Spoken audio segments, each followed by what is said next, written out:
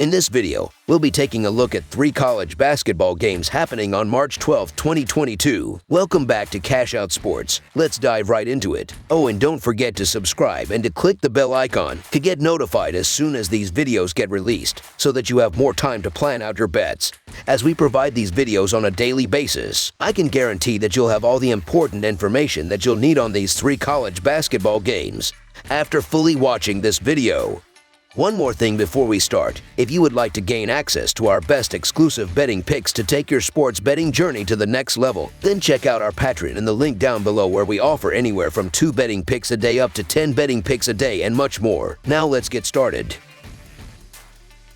Indiana versus Iowa. 2 teams that have taken vastly different approaches to get to this point square off on Saturday as the Indiana Hoosiers take on the Iowa Hawkeyes. The Hoosiers have played 2 tightly contested games, including Friday's win over number 1 seed Illinois, to reach the semifinals. Meanwhile, the Hawkeyes have relied on high-level shot-making and timely defense in 2 double-digit victories over Northwestern and then Rutgers. The Iowa Hawkeyes are 24-9 this season and have won 7 of their last 8 games. Iowa defeated Rutgers by a score of 84-74 in their last game. Iowa shot 49% from the field and made 25 free throws in the game. The Indiana Hoosiers are 20-12 this season and have won 2 games in a row. Indiana is coming off of a huge win against Illinois by a score of 65-63. Indiana shot 46% from the field and 76% on free throws in the win. The Hawkeyes have won 7 of their last 8 games and 5 of their last 6 games away from home. They play well offensively, scoring more than 80 points per game. They've done a better job in recent games, scoring more than 85 points per game while making 53% of their shots and 55% of their three-pointers in their last 3 games. They are very aggressive on the offensive glass, which will lead to more scoring opportunities. They also do a good job protecting the ball, turning it over less than 10 times per game. The Hoosiers play well defensively, but they haven't been as efficient in recent games and will have a hard time slowing down the Hawkeyes. The Hoosiers usually play well offensively, but they struggled in their last 3 games, scoring less than 70 points per game while making 43% of their shots. Their offensive rebounding has dropped off in recent games and they're careless with the ball away from home. Even though the Hawkeyes aren't great defensively, they won't be tested by Indiana's offense. Iowa to win and cover the spread as favorites is our full game side pick. The Hoosiers are averaging 71 points per game and 70 points per game away from home. They averaged 74 points per game in their last 3 games against the Hawkeyes. With Iowa giving up 71 points per game, the Hoosiers will hit their average in this game. The Hawkeyes are averaging 84 points per game. They averaged 72 points per game in their last 3 games against the Hoosiers. With Indiana giving up 71 points per game away from home, the Hawkeyes will score enough points to push the score over the total. The Hawkeyes and Hoosiers played over the total in 5 of their last 7 meetings. Iowa defeated Indiana in their lone regular season matchup by a score of 83-74. Iowa has one of the best scoring offenses in college basketball, but doesn't play great defense. I expect the tempo to be very fast in this game. So over the projected total is our full game total pick.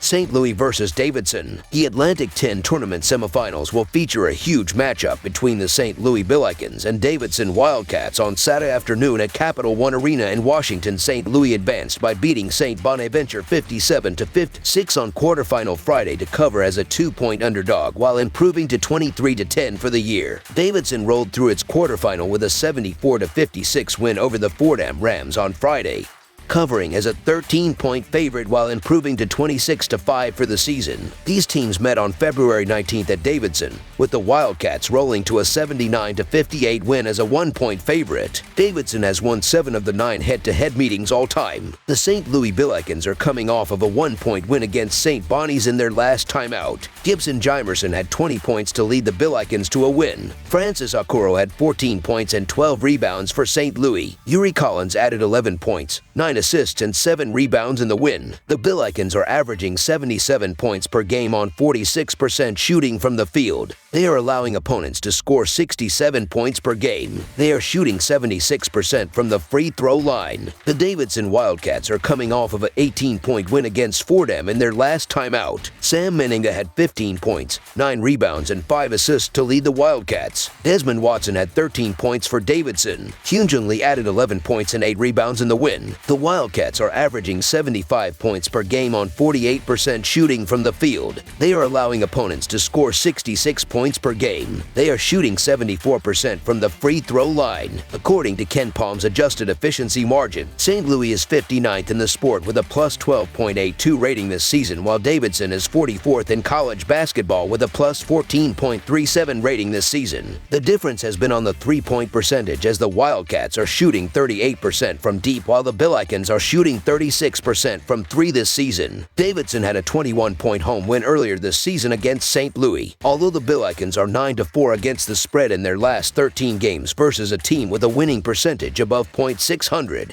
I think Dayton has their number here. The Wildcats are 4-0 against the spread in their last 4 neutral site games and are 5-1 against the spread in their last 6 games overall. The Wildcats are also 4-1 against the spread in their last 5 games following a straight-up win. Davidson has been dominant all year long, and that will continue in this one. Davidson to win and cover the spread as favorites is our full game side pick. Both teams are playing at a more methodical pace this season, as St. Louis is averaging 71 possessions per game, while Davidson is averaging 66 possessions per game. These defenses have been playing extremely well as of late, as the Wildcats are allowing 59.1 points in their previous 7 games, while the Billikens are giving up 62.5 points in their last 6 games. The under has hit in 6 of the previous 7 Billikens games, as well as in 5 of the last 7 Wildcats games. So under the projected total is our full game total pick. Texas A&M versus Arkansas. It's championship week on the college hardwood, which brings us to the Sunshine State for the Southeastern Conference Tournament. The 8th-seeded Texas Aggies are the road team as they take on the 4th-seeded number 15 Arkansas Razorbacks in a semifinal matchup Saturday afternoon. In 2 games during the regular season between these two, the Texas Aggies was 1-1 straight up and 2-0 against the spread. The Texas Aggies have covered the spread in 7 of its last 8 overall. The Aggies just completed an upset victory over top-seeded Auburn, winning by 5 points and easily covering as 9-point underdogs. During the regular season, the Texas Aggies allowed an average of 66 points per game, but held the high-scoring Auburn Tigers to only 62 points in their quarterfinals victory on Friday. Arkansas has covered the spread in 14 of its last 18 games, but 2 of the 4 games in which the Razorbacks did not cover the spread were against the Texas Aggies. The Texas Aggies are getting hot at the right time, and I think they will continue the success in this game. Look for the Aggies defense to slow down the Razorbacks offense, and that will be enough for them to get the job done. Arkansas will move on to the finals of the Southeastern Conference Tournament with a victory over the Texas Aggies on Saturday, but the Aggies will cover the spread. So the Texas Aggies to cover the spread as underdogs is our full game side pick.